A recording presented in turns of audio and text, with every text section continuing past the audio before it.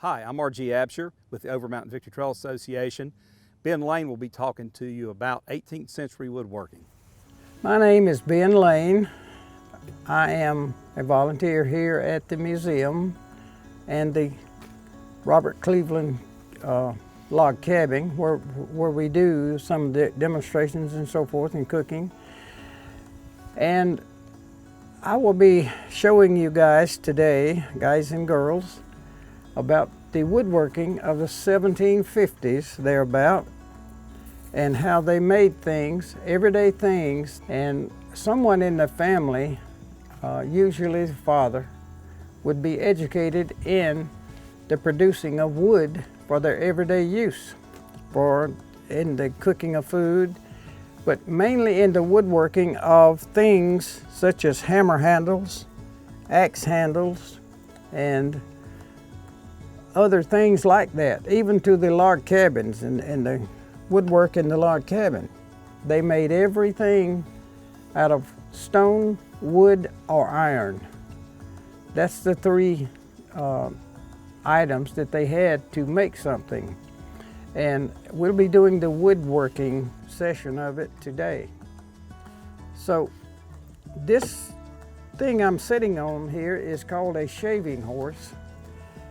It is a horse because you ride it like a horse. You straddle it and ride it just like a horse. And shaving is when you take a draw knife or chisel or one of those planes and remove wood from it to make an object.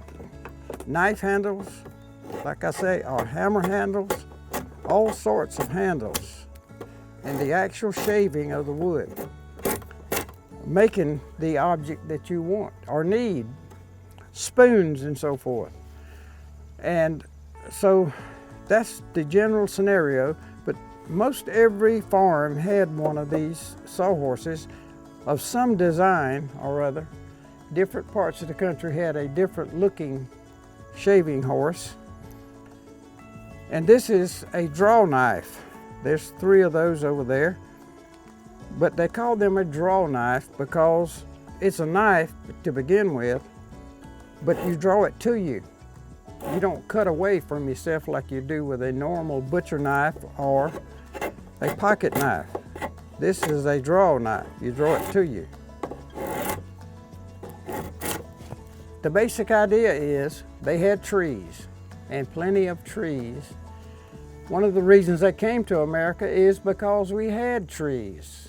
And they made all their objects that they could out of wood because every man of the house, we'll say, had the basic tools that it took to make objects that he needed, furniture even, and to burn wood in the fire. That's the only way they had, was to cut wood.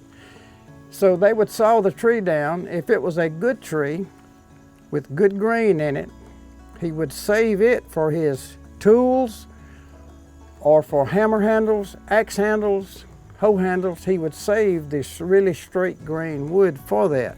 And it's easier to shave it into an object that you needed, a tool. And if you made handles for yourself in your farm and you were good at it, you would make handles and things for the community, surrounding you.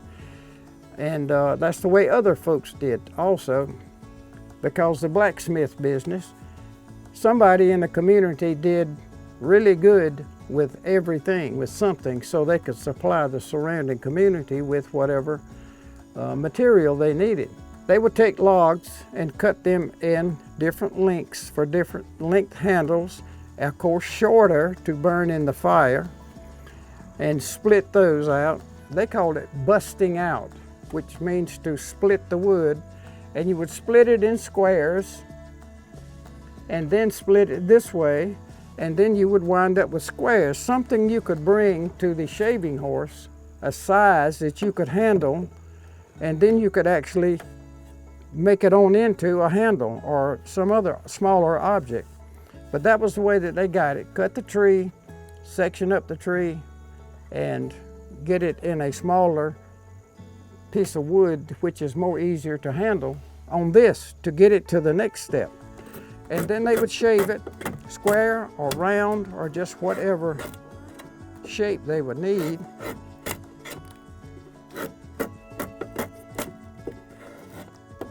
And there's a couple of different ones here that's for finer work or rough work. The bigger one is for getting rid of a lot of the wood that's in the way. They actually called it waste wood because they didn't waste anything.